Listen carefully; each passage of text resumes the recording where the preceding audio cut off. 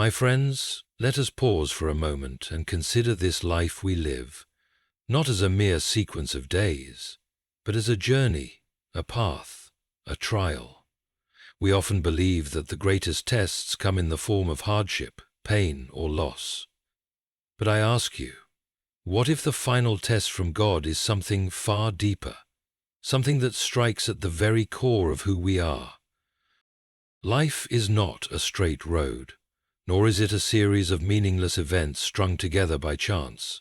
It is a journey, and like every journey, it is filled with trials. Some are small, like a gentle wind testing the strength of a young tree. Others are great, like the storm that strips away everything but the roots. And then there is the final test, the moment when everything we have ever believed, everything we have ever hoped for, is put to the ultimate trial. Divine testing is not the work of a distant and indifferent being, nor is it some cruel game played upon the weak. It is the chisel in the hands of the master sculptor, shaping, refining, and revealing the truth hidden beneath the surface. If a man were to pick up a rough diamond, he might see nothing but an ordinary stone. But in the hands of a jeweler, that stone is cut, ground, and polished until it shines with breathtaking brilliance. So it is with us. We are not left as we are. We are shaped, tested, and refined, so that the brilliance within us, the image of God, might be revealed. It is easy to claim faith when the sun is shining and the path is smooth. But what happens when the road disappears beneath our feet? When prayers seem to go unanswered? When suffering arrives at our doorstep uninvited? When the silence of heaven feels unbearable? These are the moments that define us. For it is one thing to say we trust God, and another to trust Him when there is no sign, no answer, no certainty except the knowledge that He is who He says He is. Many expect divine tests to come in the form of great battles, the kind where we stand against visible enemies, wielding courage like a sword. But more often, the test is quiet. It is found in waiting, in endurance, in the long, unseen struggle of the soul.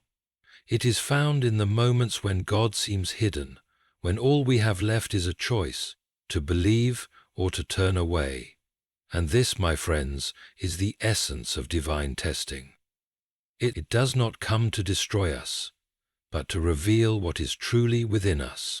Consider the example of gold. When gold is first taken from the earth, it is mixed with impurities. It is not yet what it is meant to be. So, it is placed in the fire, where the heat burns away everything that does not belong. The fire is not sent to punish the gold, but to purify it. And so, the flames rise, the metal melts, and, in the end, what remains is something pure, something beautiful, something far more valuable than before. The testing of our faith is no different. We are not put through trials because God delights in suffering, but because He delights in seeing us become what we were meant to be. But here is a truth that many do not see. A test is not only about endurance, it is also about revelation. The final test from God does not exist to show Him something He does not already know. He knows our hearts, our strengths, our weaknesses. The test exists to show us something about ourselves, to strip away the illusions, to remove the false securities, to force us to see, really see, what we stand upon. Do we stand upon shifting sand, or do we stand upon the rock? It is easy to build a life upon comfort, upon certainty, upon the things we can see and touch. But when the test comes, those things fade. Wealth, health, reputation, security, these are but shadows, easily taken, easily lost. The true question, the one hidden beneath every trial, is this: when everything is gone, will you still trust?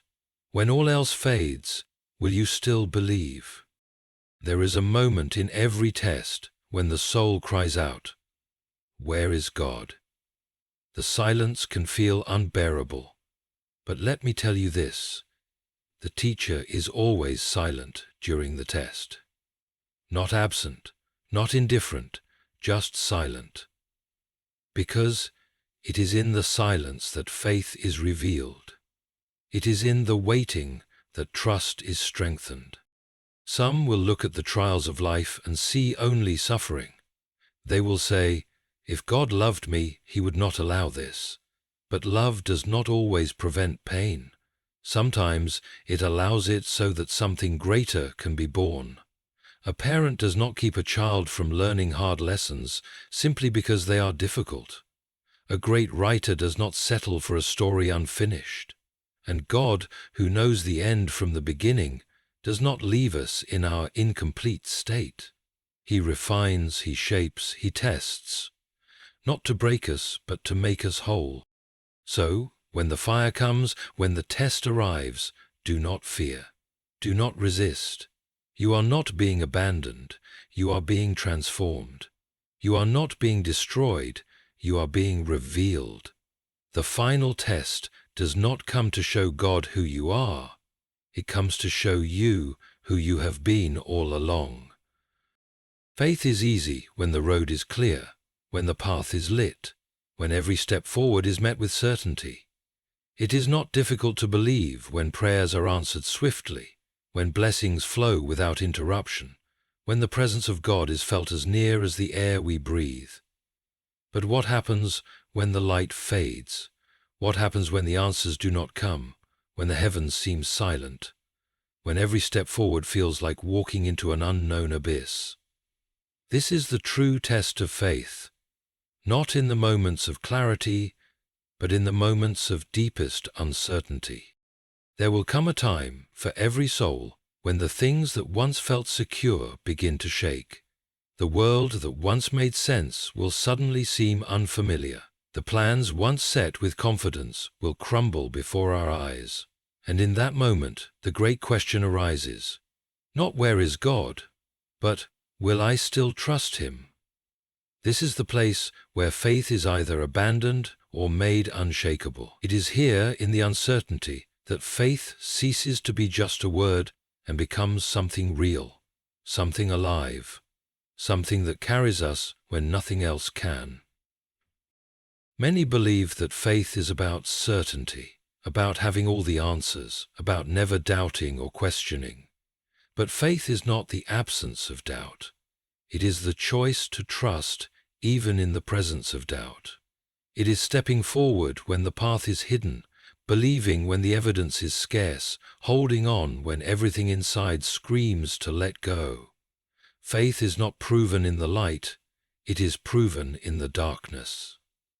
Faith, it is not measured by how easily we walk when all is well, but by whether we keep walking when nothing makes sense. Consider a child learning to walk. At first, they stumble, unsure, afraid, but the loving parent does not always hold their hand. Sometimes they step back, just far enough for the child to take a step on their own. The child does not always understand why the parent seems distant, why the support they once relied on is suddenly not there. But the parent is not gone. They are watching, waiting, ready to catch them if they fall, but also allowing them to learn the strength of their own legs. And so it is with God. There are moments when he steps back, not to abandon us, but to teach us that we can stand, that we can walk, that we can trust him even when we do not see him. The greatest test of faith is not when we feel surrounded by the presence of God, but when he seems silent. Silence is difficult. It is unsettling. We cry out for answers, for direction, for reassurance, and often the only response is stillness. But the silence of God is not the absence of God. It is the moment when we must decide, will we still believe even when we do not hear his voice? Will we still walk forward even when we do not hear his voice? Will we still walk forward even when we do not hear his voice? Will we still walk forward even when we do not hear his voice? Will we still walk forward even when we do not hear his voice? Will we still walk forward even when we do not hear his voice? Will we still walk forward even when we do not hear his voice? Will we still walk forward, even when we do not hear His voice? It is one thing to trust God when we feel Him close. It is another to trust Him when we feel nothing at all. Look through history, and you will see that the greatest moments of faith were not found in ease and comfort, but in uncertainty. Noah built an ark before the flood came. Abraham walked toward an unknown land without knowing where it would lead. Moses stood before a sea with no way forward. Each of them faced uncertainty, doubt, impossibility. But each of them stepped forward. That is faith. Not knowing the outcome, not seeing the full picture, but trusting the one who does. We are not called to understand everything. We are called to trust. We are not asked to see the entire plan. We are asked to take the next step. The beauty of faith is not that it removes uncertainty, but that it overcomes it. It is what carries us when our strength is gone, what holds us steady when fear whispers that all is lost. It does not mean we will never be afraid. It means we will not be ruled by fear. It does not mean we will never doubt. It means we will not surrender to doubt. There will be moments when we stand at the edge of the unknown, when the road ahead is hidden in mist, when everything within us longs for a sign, a voice, a clear direction. And in that moment, we will hear only one quiet whisper, "Trust me." Not because we see, but because we believe. Not because we understand, but because we know the one who does. Faith in the face of uncertainty is not about waiting for perfect clarity. It is about stepping forward, even when clarity never comes. It is about knowing that even in the silence, even in the waiting, even in the darkness, God is still there. And that is enough. Suffering is a language that every soul understands, yet few embrace willingly. It is an unwelcome visitor, arriving unannounced, disrupting the comfort of our lives, and leaving behind wounds that often take years to heal. We do not seek it, and yet it finds us. We do not desire it, and yet it shapes us. There is no life without suffering, no journey without trials, no faith without testing, and yet, in our pain, we ask the same question over and over again. Why must we endure hardship? Why does sacrifice seem woven into the fabric of all that is good and meaningful? Why must we lose in order to gain? The answers are not always immediate, but if we look closely, we begin to see that suffering is not simply an affliction. It is a tool, a fire, a refining force that transforms us into something greater than we were before. There is no strength without struggle. No warrior is made without battle. No wisdom is gained without hardship, and no faith is deepened without trial. We long for a life free from pain, but if we were given that life, we would remain shallow, untested, unprepared for the weight of true purpose. Suffering is the chisel that carves character, the furnace that refines faith, the storm that forces deep roots to grow. Without it, we remain fragile, easily shaken, easily broken, but through it, we become unmovable, unshakable, strong. Sacrifice is the highest expression of love, and yet it is one of the most difficult choices to make. To sacrifice means to give up something of value, something dear, something that costs us greatly. It is in our nature to hold tightly to what we cherish, to protect, to preserve, to keep. And yet, we find that the greatest acts of love, the most powerful moments of transformation, are born from sacrifice. A parent gives up sleep and comfort for their child. A friend lays down their own desires for the good of another. A leader endures hardship so that others may find hope. And in the greatest act of all, God Himself chose sacrifice, not because He was weak, but because love demanded it. It is easy to believe that suffering is a punishment, that sacrifice is a loss, but the truth is, suffering is a gift wrapped in pain. and sacrifice is the door to something greater. The strongest souls are not those who have never suffered, but those who have suffered and still choose to love, to trust, to hope. The most powerful lives are not those that have avoided loss, but those who have given, even when it hurt. There is a kind of beauty that can only be born from brokenness, a depth of faith that can only come from walking through fire, a kind of love that can only be known through sacrifice. It is in the moments of suffering that we come face to face with who we truly are. When everything is stripped away, when we are left with nothing but our raw, unguarded selves, we see what we truly believe. Do we cling to hope, or do we surrender to despair? Do we trust that even in the pain there is purpose? Or do we allow suffering to define us, to consume us, to turn our hearts bitter? We often pray for an easy life, but what if an easy life is not what we need? What if the most beautiful things are not found in comfort, but in challenge? What if the greatest treasures are not in what we gain, but in what we are willing to give up? The truth is, the things that matter most, the things that shape eternity, are always costly. Love costs, faith costs, courage costs, and yet, when we look back, we will see that nothing we ever gave up in the name of love, in the name of truth, in the name of faith, was ever truly lost. Suffering and sacrifice walk hand in hand, not to break us, but to make us whole. The fire is painful, but it refines. The cost is great, but it is worth it.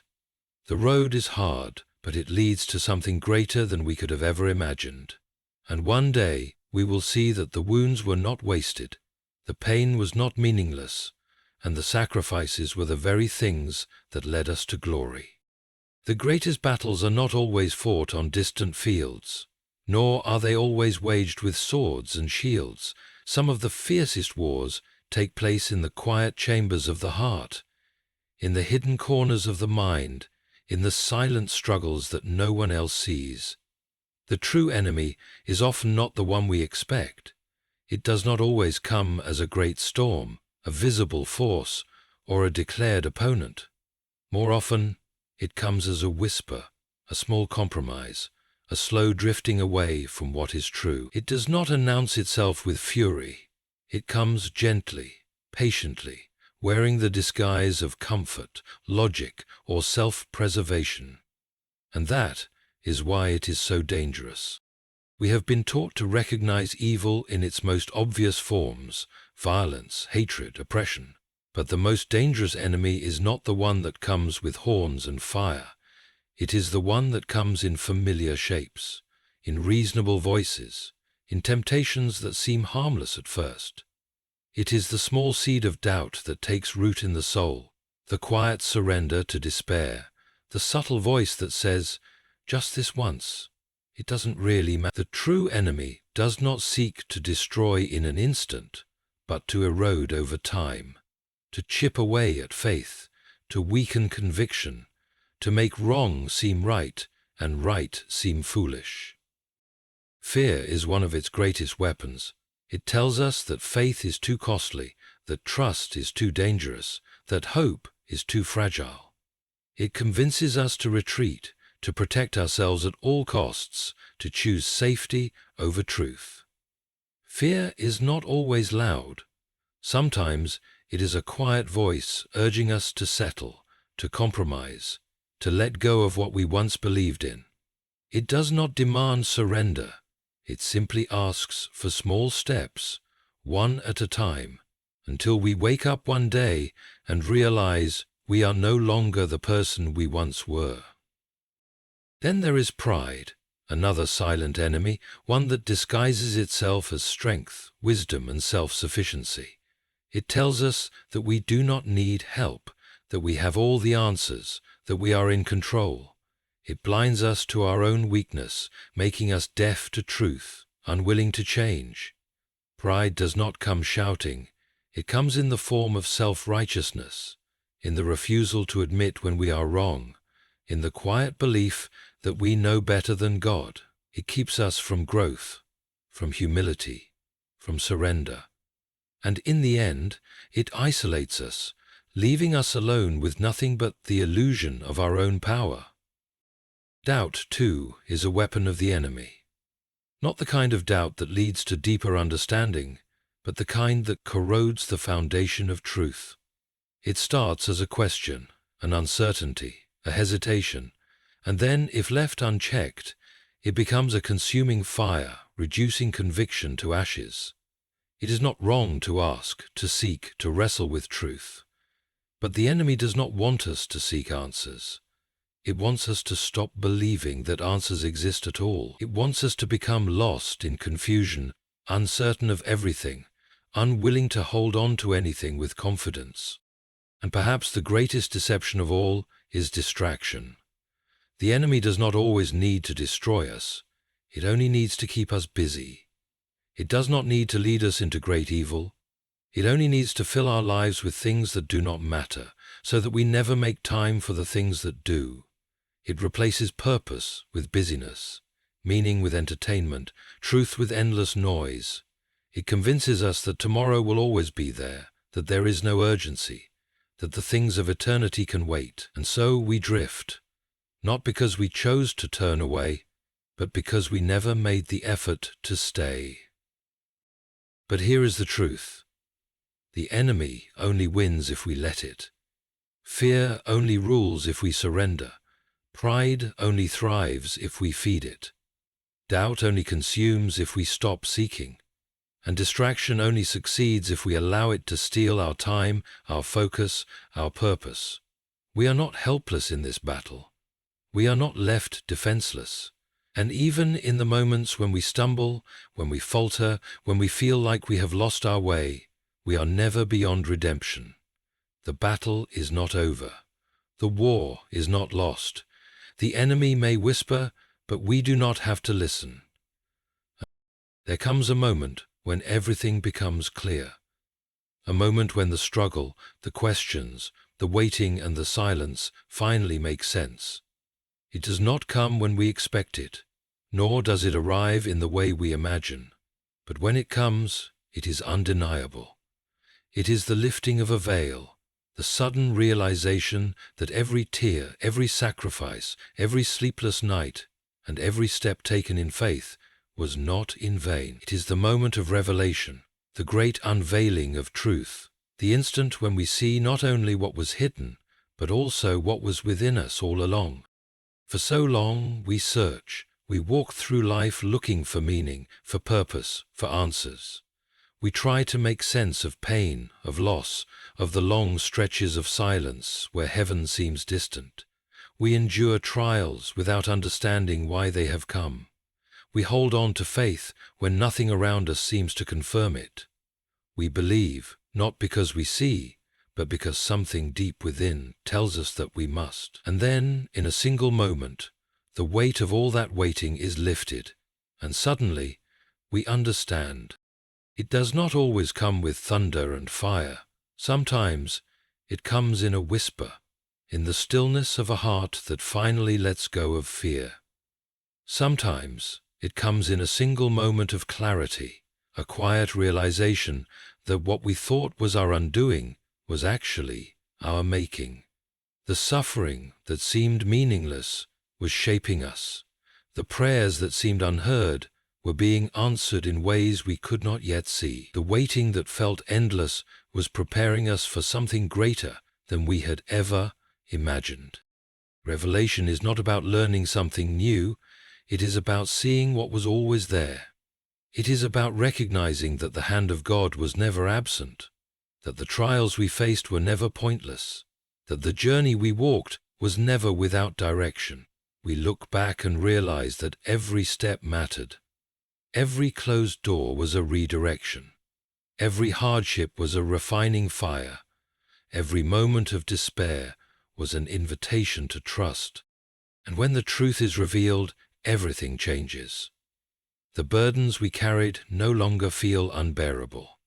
The wounds we thought would never heal become the very marks that prove we survived. The fear that once ruled us loses its power because we finally see that we were never truly alone. It is not that the journey suddenly becomes easy, but that we now walk with the knowledge that we were being guided all along. There is no greater moment than when the unseen becomes seen, when faith becomes sight, when what we hoped for in the darkness is confirmed in the light. The questions may not all be answered, the scars may still remain, but in that moment, doubt fades. The struggle was real, but so was the purpose behind it. The pain was deep, but so was the transformation it brought. And so we stand, not as the same people who once walked in uncertainty, but as those who have been tested, refined, and strengthened. We see clearly now.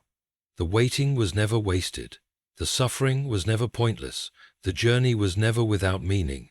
The revelation is not just about understanding what happened. It is about understanding who we have become because of it. This is the moment when we realize that we were always stronger than we thought, that we were always loved, even in the silence, that we were never walking alone, even when we could not see the way, and that every step, no matter how painful, was leading us exactly where we were meant to be.